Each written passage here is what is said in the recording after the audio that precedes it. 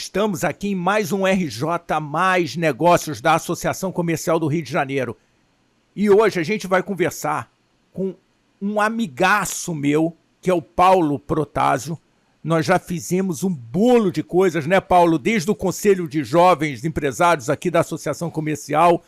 Estivemos na Federação das Associações Comerciais, liderando o grupo de jovens, representando a CONAGE, a Confederação Nacional de Jovens Empresários, no Sudeste. Então vai ser bacana. Acompanha aí que eu acho que vocês vão gostar. Paulo, conta um pouquinho pra gente da tua visão do mercado do Rio de Janeiro, do Brasil. Pô, vamos bater um papo aqui. Que bom. Obrigado, Ricardo. Obrigado a você, Adelson, e a todos que nos assistem. Tem sido brindado aí com o seu trabalho, as suas conversas, seu talk show. Então, olha, a gente aqui acabou de presenciar um momento de empreendedorismo, né? De decisão. E a sua foi bem bacana. Nós estávamos recebendo um outro convidado online, mas por situações técnicas não pôde entrar. E o tema, gente, era mega região do Rio e São Paulo. As oportunidades que a gente pode criar juntos, conectar. A gente precisa de muita conexão para poder gerar as oportunidades e as ações, projetos, programas que não só o cidadão pode se beneficiar na ponta, porque os governos dessas cidades e Salles, eu fiz o dever de casa aqui para vir conversar com o Antônio Fernando, uma próxima oportunidade. São 264 cidades nessa mega região de Rio e São Paulo. Elas representam 16% da população brasileira, mas a gente sabe que, em termos de produção, né, do produto, produzido de produtos e serviços, é uma imensidade. Então, e é o centro de consumo, né, Paulo? Centro de consumo do país. E muito importante, sem dúvida. 20% da população, se a gente pegar também Minas, porque vai até Itajubá, olhando a região que conecta com São Paulo, e a Zona da Mata, Juiz de Fora, com o nosso Rio de Janeiro. Então é uma imensidão de gente, de poder de compra, de poder de inovação. Então, quando você me fala as oportunidades, depende da gente, né? da sociedade que está se organizando, dos consórcios, das prefeituras, olhando como é que pode organizar melhor os espaços.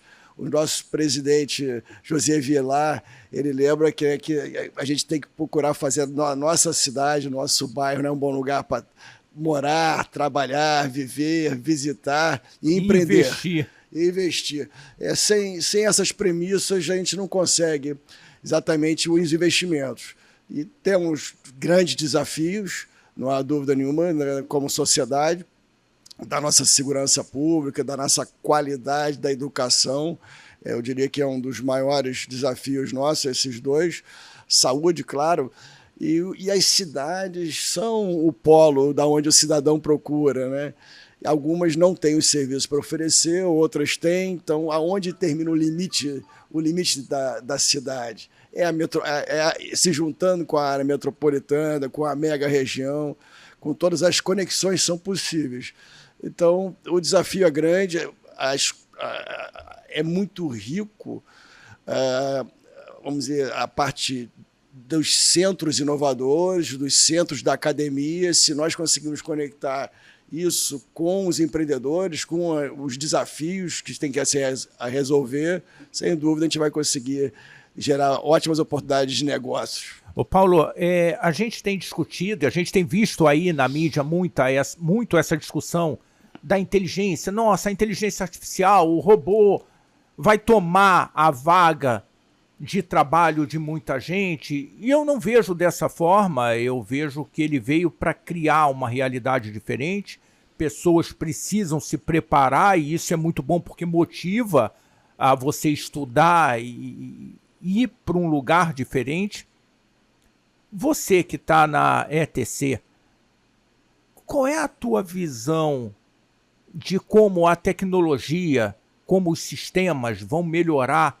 Será que é no lado da Digital Twin, quer dizer, replicar no mundo digital o que você imagina para ver se aquilo funciona antes de experimentar e ter ali um sofrimento da população, experimentar virtualmente? Será que é assim?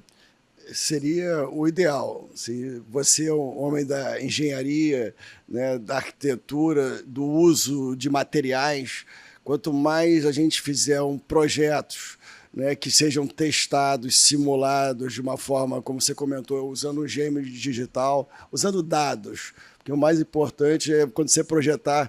Hoje você conhece também a realidade do Build Information Modeling, o BIM, e o que ele traz de informação, e essas informações são cada vez mais granuladas, ou seja, granula o dado, e então você é capaz sim de produzir mais e gastar menos, você fazer mais coisas com menos recursos, com menos materiais, com materiais novos, que você pode simular luz, calor, você pode usar como usar aquele espaço, não só um território, né, de uma forma inteligente, com muito mais sustentabilidade, com serviços descarbonizados, né, produtividade em quem produz, e aí temos alguns bons programas, Salles, e que a Associação Comercial sempre procurou liderar, como o da eficiência, né? E hoje está se relatando dentro do Brasil mais produtivo.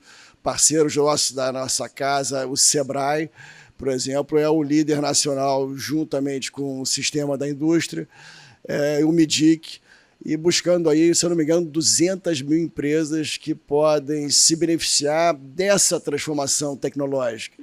E se você imaginar que empresas e que governos também devem e precisam, eu vou te dar até um caso que pode acelerar e gerar renda no sentido para todos, começando pelo município.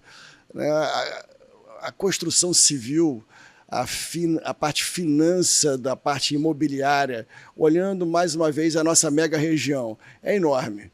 As cidades, elas acabaram sendo, de uma forma, as grandes cidades, né, desindustrializadas, as indústrias foram para cidades menores, aqui no nosso eixo, por exemplo, Rio e São Paulo, né? São Paulo bastante, e os centros das cidades, eles, vamos dizer assim, eles ficaram envelhecidos, né? A gente está aqui no nosso centro, a Associação Comercial e o nosso presidente e toda a diretoria está empenhada em revitalizar o centro, se conectar exatamente com o mundo, e através do porto, através do Aerotrópolis, que é um projeto importante também aqui para a gente usar o nosso galeão para não só usar como logística, mas também de produção. E o projeto lá da Aerotrópolis já começou no galeão. É uma coisa muito bacana, a gente vai conversar sobre isso. Excelente, excelente. Então, é como a gente, na realidade, usa a tecnologia para fazer mais conexões, juntar, aí eu pegando um pouco do teu gancho, eu também compartilho com você que se a sociedade estiver pronta, a comunidade, no sentido de saber usar a linguagem da programação, nesse sentido de produzir, né, de não só você usar a informação, mas de produzir coisas, a gente vai conseguir, sem dúvida, aproveitar. Os nossos desafios tem muita gente, você falou do mercado consumidor, e quando eu vejo o nosso bônus, eu penso não só no consumo, mas na produção.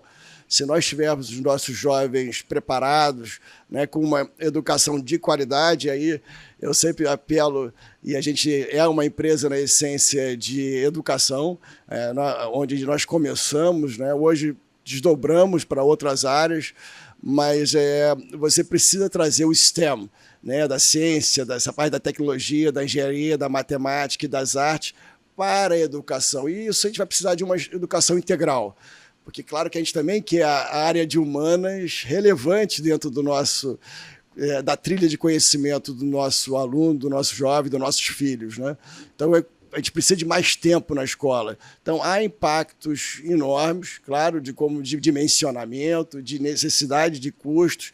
E aí eu alerto a sociedade, Ricardo, de que nós gastamos muito pouco na educação primária e secundária, algo como $1.600, comparado com a OCDE, com os países da OCDE, gastamos, na média, a parte do ensino superior, algo como $10.500, está um pouquinho acima, abaixo da média mundial. Os Estados Unidos, pra você ter uma ideia, gasta na educação primária $15 mil.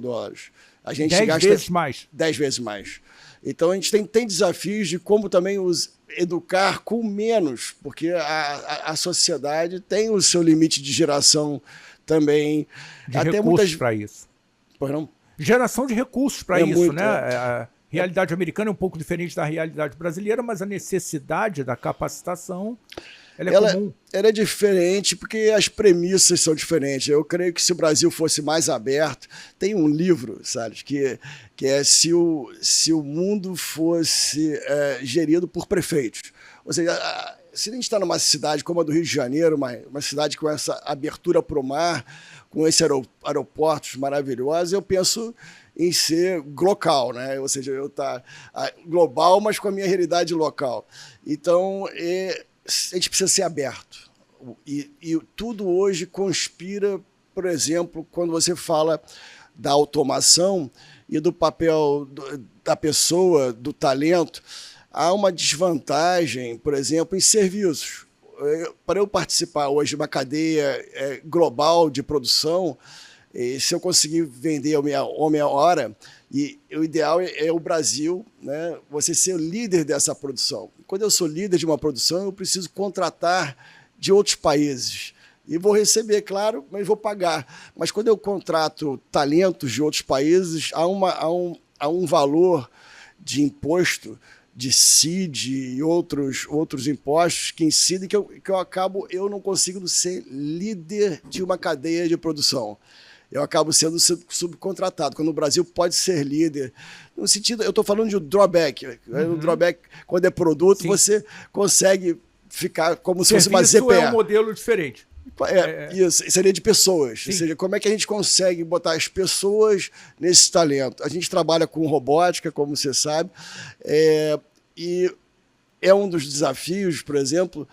Ela é super taxada, aliás, ela também é um comentário, a gente precisa que a robótica deixe de ser qualificada como um brinquedo e passe a ser um instrumento educacional, mas a gente precisa que o talento humano também tenha algumas situações de competitividade. Então, hoje a gente taxa muito o trabalho, muito emprego, né? E o Brasil precisa ser sustentável na sua previdência no longo prazo, e não é simples dessa forma. Houve uma mutação de como você poder contratar, de como você poder servir, né, com o seu talento. Não só é CLT, há outras formas. Então, como é que a gente aproveita esse momento de mudança tecnológica e como a gente põe, na realidade, o talento humano como competitivo, não sendo sobretaxado. E aí eu acredito que vai haver muitas possibilidades para aquele indivíduo que estiver preparado, que estiver com a educação correta, com os valores, né, de empreender, de acordar, buscar a sua meta e dormir com a consciência tranquila. Você sabe uma coisa interessante que você está dizendo? A competição, a gente fala muito na competição internacional, na carga tributária num determinado produto ou serviço, e como é que eu exporto esse carro para fora? Ah, não, mas exportação, você tem algum decréscimo dessa taxação? Isso não está modelado para serviço. Ou pelo menos eu não vejo essa modelagem para exportação de serviço. É verdade. Nós tínhamos uma trading que foi penalizada porque exportava serviços. Na época, a Cassex, Namir Saleh, que é o nome do diretor, então, ele cassou o nosso registro porque a gente não exportava produtos, a gente estava focado em serviços. Exportava produtos também, mas o nosso foco era serviços mais diversos. E foi considerado, na época, desenquadrado, vamos dizer, de benefícios fiscais para exportação. Então, mais uma vez, é uma questão de mentalidade. Eu acho que a gente precisa trabalhar, sim, que o capital humano ele tem que ser, na realidade, não vou falar subsidiado, né? Tem que ser taxado de alguma forma, mas de uma forma mais adequada para que a gente consiga alcançar aquela história que o seu pai me ensinou, o Protásio me ensinou, são clusters que competem. Não é uma empresa competindo necessariamente com uma empresa de Bangladesh, do Reino Unido ou por aí vai. É o cluster que passa a ter capacidade de competição e a partir dali uma ou outra empresa começa a se destacar. Isso só vai acontecer a hora que você tiver uma modelagem para que isso aconteça, um olhar para fomentar isso. Nós conversamos aqui com a Michele, presidente do Conselho de Comércio Exterior, e esse foi um dos pontos levantados. Como que você exporta serviço? Um dos pontos que dentro dessa linha é que é uma mão dupla. Você precisa ter essa mão dupla, não dá para ser só um fluxo. E eu acho que é isso que o Brasil peca, de ser um país fechado, comparado com outros, criando barreiras, né, o que a gente chama em inglês de red tapes, que alguns a gente precisa, como sociedade, olhar e ver quais que são, a gente pode remover e fazer disso mais eficiência.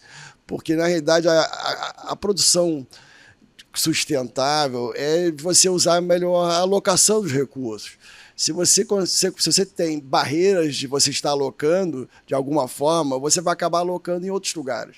São decisões bem pragmáticas. Então, e o Brasil, para poder realmente usar toda essa força que ele tem, seja do lado do consumidor, seja do lado, né, da gente estar produzindo inovação, a gente precisa da troca, precisa das conexões, precisa de ações. E para isso, quanto mais infraestrutura tivermos entre nossa mega-região, entre a nossa mega-região e os estados todos do COSUD, claro, de todo o Brasil, a gente vai ter ótimos ganhos com isso. Paulo, traz um pouquinho mais dessa questão da tecnologia. Como que a tecnologia pode nos empurrar? Você sabe que nós fizemos uma conversa aqui com uma startup que criou um software de gestão política.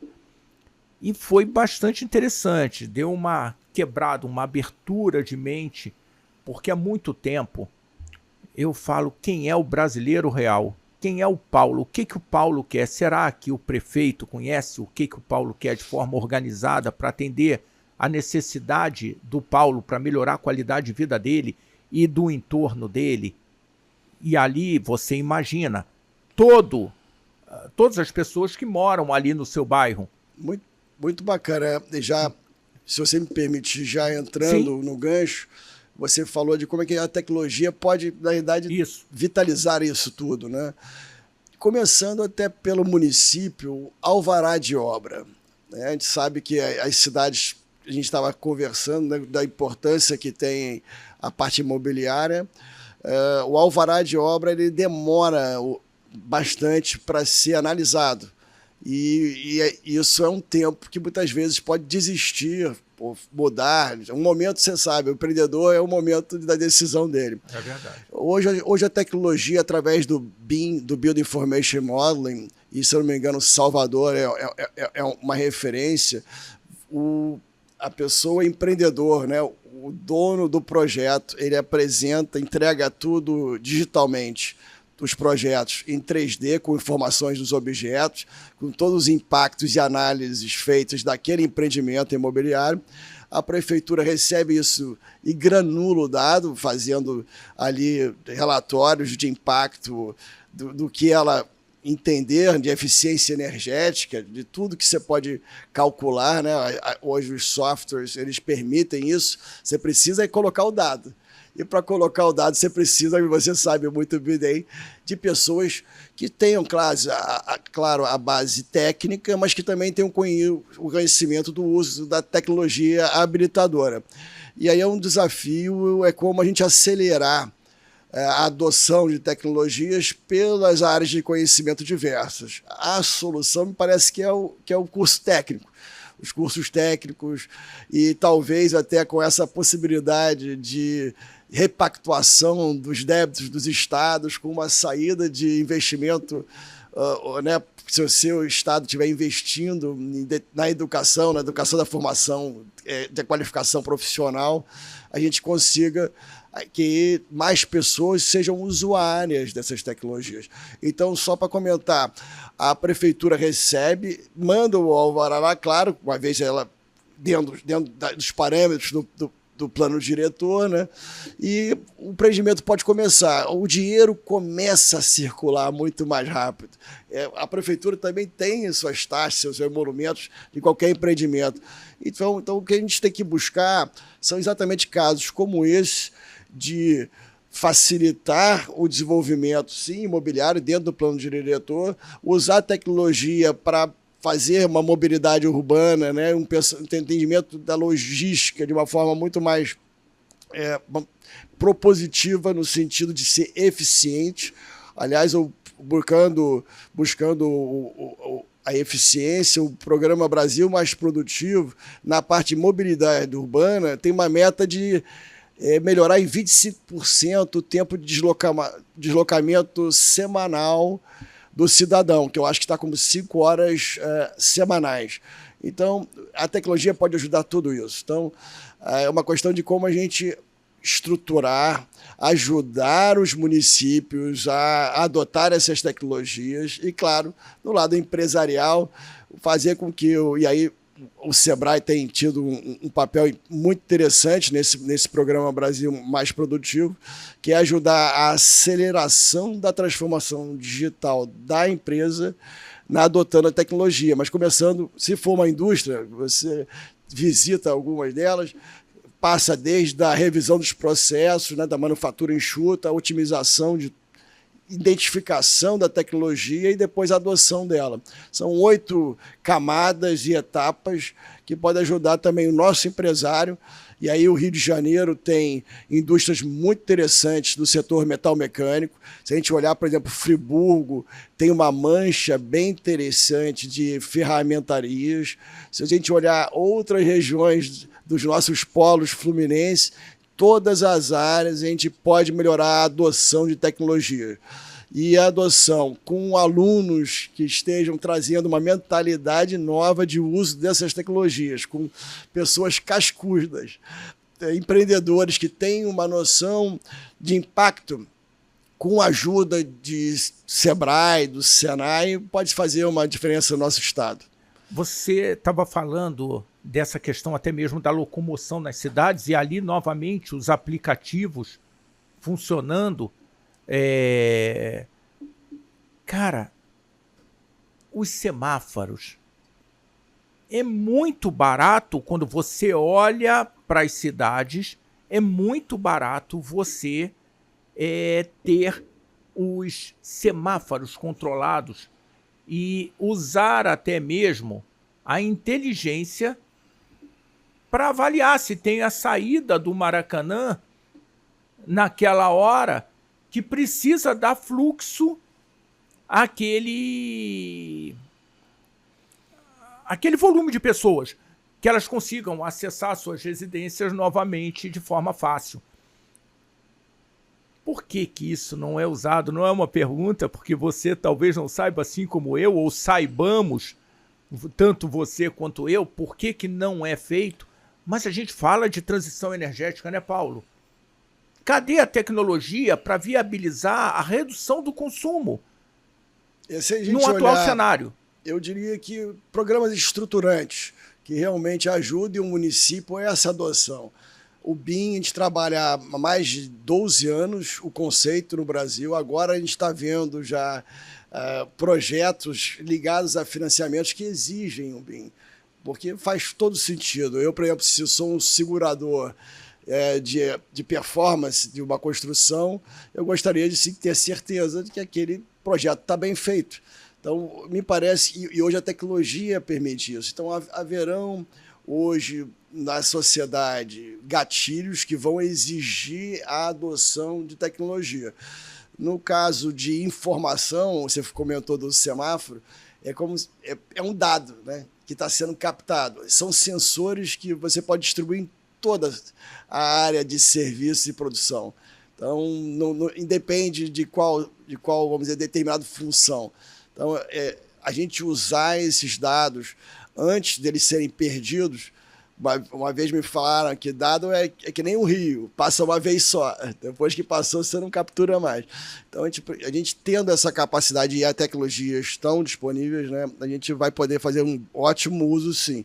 São decisões além da política, eu acho que são de programas, e aí eu acho que é um papel que o Estado, a federação, né, no caso o governo federal, pode olhar isso, por exemplo, construir Minha Casa Minha Vida. Como é que a gente consegue fazer construções mais sustentáveis, que tenham todas as autorizações no fim da obra? Hoje você não tem... muitas das construções, elas não têm um habite no final por alguma razão, um erro de projeto, enfim. Então, mais uma vez, a tecnologia pode ajudar muitos dos nossos desafios. Ô Paulo, você sabe uma coisa, a gente às vezes fica discutindo a quantidade de dinheiro que vem para um estado, o que o governo federal devolve em produtos, em serviços, em estrutura, infraestrutura nas cidades, né? A cada R$100 que o Rio de Janeiro envia para o governo federal, 16 voltam para o Rio de Janeiro. E tem estados que a cada 100 voltam mais de R$400. Mas eu acho que o buraco é muito mais embaixo do que o volume de dinheiro, é o que é feito com esse dinheiro. Como que nós estamos pensando essas cidades de uma forma estruturada, como você está falando, como que nós estamos pensando a mobilidade no Estado, né? O Pacto Federativo, ele precisa ser revisitado. Eu tinha esperança que antes dessa reforma tributária haveria a reforma administrativa dos entes federativos, né? Cada um com os seus papéis. Infelizmente, de fato, estados como o Rio, São Paulo, possivelmente, eles estão quase sendo, eu diria que estão matando a galinha de ovos de ouro, porque a gente precisa de mais do que, você falou, R$16, a gente gera 100, 16 a cada 100, 16 volta. A gente precisa de mais, não precisa talvez ser os 111 de um outro estado que recebe muito mais do que, mas eu diria que a gente precisa de 30, 35, porque a gente tem uma população enorme, carente, que precisa de uma educação que a gente largue todo mundo junto. Porque uma sociedade igualitária é aquela que todo mundo tem a oportunidade da largada. Claro que muitos não têm a chance de ter uma família estruturada, que passa para você por os valores, né, a importância do estudo, que apoia a diretora da escola quando ela dá uma bronca, né, que fala para o aluno, olha, o comportamento tem que ser esse que se espera, a gente precisa apoiar. Então é uma questão de cultural também que a gente precisa trabalhar para a gente aproveitar. Agora, o retorno, de fato, tem que ser melhor para os estados que estão gerando esse valor para o governo central. Eu ouço você, eu não vou entregar a nossa idade, tá, Paulo? Mas eu ouço você, a primeira vez que você falou isso para mim, a gente estava numa reunião lá do Conselho de Jovens Empresários, e você falou há uns 20 anos de reforma administrativa. Eu falei, caramba, eu preciso entender melhor o que o Paulo está falando para concordar ou discordar. E ali, na hora que eu comecei a entender, eu falei, Paulo, vamos em frente, porque é esse o modelo. Como que nós devemos atuar para ter resultados diferentes do que a gente tem? Você está falando, eu esperava que fosse assim, desse jeito, e foi de outro. Como sem reforma administrativa? Qual é o ponto? Como nós devemos atuar? Eu vejo que muitas vezes, Paulo, nós não temos a pauta do que a gente quer de forma organizada. Perfeito. E também, por isso eu me reportei àquele software de gestão política, porque é uma forma de você organizar essa pauta em cada uma das comunidades, isso, em cada uma das associações comerciais, associações de moradores da Rocinha. Claro, precisamos escutar o cidadão tem as suas demandas. Qual é a pauta da Rocinha? Qual é a nossa pauta aqui como empresários, como líderes no estado do Rio de Janeiro? Qual é a nossa pauta? Será que nós temos ela de forma clara? Como que nós precisamos trabalhar para ter resultados diferentes? Olha, atuar. É importante todo cidadão estar procurando fazer clara a sua parte, mas de atuar trazendo a discussão, inclusive quem pensa diferente. E aí o papel da Associação Comercial do Rio de Janeiro, com seus 216 anos. 215 anos esse ano, rumo ao 216. É isso. É esse papel de como a sociedade civil articulada com todas as instituições públicas e privadas, como é que a gente pensa em políticas de PPP, de parceria público-privada. Você mesmo tem experiência em PPPs. Então a gente tem que ter esse olhar, mas há uma necessidade de mudança cultural, da gente também entender a importância da educação para o seu jovem, no sentido de pai de família, mãe de família, mãe. Então, isso é fundamental. Então, como a gente vai fazer isso? Também elegendo bons representantes, né? Paulo, eu costumo dizer que a gente tem que parar de eleger o amigo do bairro. Ele pode ser um cara muito bacana para você tomar cerveja, para você bater papo, contar piada, tomar um café. Mas será que ele vai ter capacidade de realizar aquilo que você precisa? Eu acredito no voto distrital, misto, como, por exemplo, uma nova forma da gente ver também de como executar política, porque você que é não um amigo, talvez, que esteja só no boteco, mas aquele amigo atuante, que vê o problema que tem para a pessoa terceira idade, que está andando na calçada e passa uma bicicleta numa velocidade acima do que deveria. Acima da aceitável, né? Mais do que a que é permitida, acima da que seria aceitável. Sem te cortar, claro. Floresta da Tijuca tem várias bicicletas que rodam ali na Floresta da Tijuca, fazendo exercício, pegando trilhas, e pessoas correndo na Floresta da Tijuca, caminhando na Floresta da Tijuca, e de repente você vê uma placa, 30 km por hora. Eu não entendo como adequado, se você tem uma quantidade de pessoas caminhando e correndo numa pista estreita, que 30 km por hora é razoável para um veículo circular ali, dentro do que é aceitável, né? Então, é essa civilidade que a gente precisa trabalhar. O que mais, por exemplo, como cidadão, me deixa preocupado eu tenho um filho de 5 anos, o Paulo.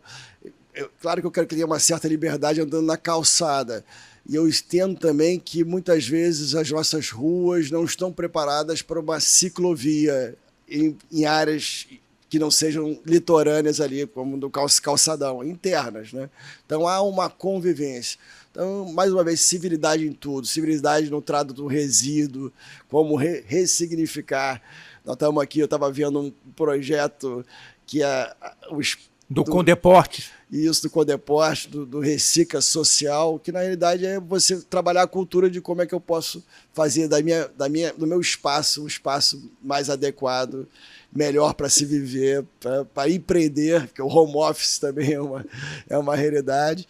Então é isso, é a consciência do cidadão, desde o voto até a fiscalização daquele que a gente colocou para ser o nosso síndico, no caso da prefeituras, né? Muitas vezes o meu avô falava que a gente precisa ter a mesma coisa como se fosse uma dona de casa, né? Cuidar da nossa cidade. E é um bom começo, se a gente olhar assim, de uma cidade juntando a outras, até a gente fazer uma mega região, que é como a gente começou nossa megalópole. A nossa megalópole, a gente pode andar bastante. Legal, Paulo, legal. Bom, já caminhando para as considerações finais, né? Obrigado. Que caminho que você vê? Quais são as oportunidades? Vamos falar um pouquinho de oportunidades de negócio? Claro. Nesse novo cenário, você que é um cara bem da tecnologia, dentro desse novo cenário, quais são as oportunidades de negócio que você vislumbra? Olha, são tantas, né, Salles? Mas usando a tecnologia, sem dúvida, aquela que você pode olhar o teu mercado consumidor e o seu tamanho. Eu costumo dizer que a gente tem que trabalhar de uma forma local, olhando as necessidades daquele consumidor, daquelas empresas, E a gente tem trabalhado um conceito de agentes, ou seja, de agentes locais de transformação, que, aliás, o Sebrae tem usado também o agente local de inovação.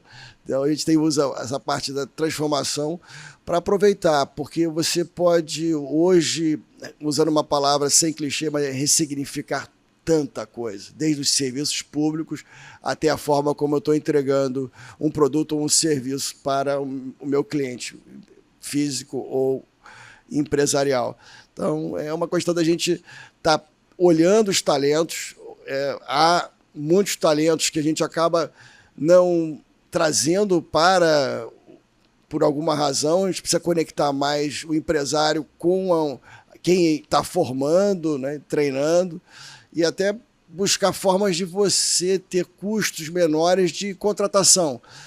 Por exemplo, você tem certificações de habilidades, de conhecimentos baseados em testes que você, de fato, de testes reais. Então, como é que você pode fazer esse tipo de contratação já e servindo de laboratórios, de quem forma? Então, essa conexão de todos os entes que fazem parte de um sistema produtivo, eles mais conectados, voltando com ações, e aí o papel da associação comercial e de todas as lideranças, né, dos sistemas sindicais, como é importante o sistema sindical representativo das empresas, olhando as dores, necessidades das empresas para a gente ajudá-los a acelerar. Porque o empreendedor está preparado, tem conta para pagar e está querendo ajudar. É verdade. Você que está assistindo a gente, observe, a turma aqui é muito bem capacitada. O Paulo, inclusive, faz parte do Conselho Superior da Associação Comercial do Rio de Janeiro já há algum tempo. Vem para cá, o que você está esperando de fazer parte desse time que vai transformar a sua vida? Você não vai mudar sozinho, carregando, sendo uma locomotiva, carregando 500 vagões sozinho. Tem um monte de gente aqui para ajudar você a carregar esses vagões e transformar a sua empresa numa empresa de sucesso, ou até mesmo descobrir um novo segmento para o seu business, considerando aí toda essa revolução que o nosso mundo tem passado. Então vai lá, se inscreve no canal, aperta o sininho para você ser avisado de novos vídeos e continua com a gente, não é não, Paulo? Poxa, isso é importantíssimo, a gente estar conectado. E aí a gente vai conseguir transformar e fazer a diferença. Vambora, fica com a gente.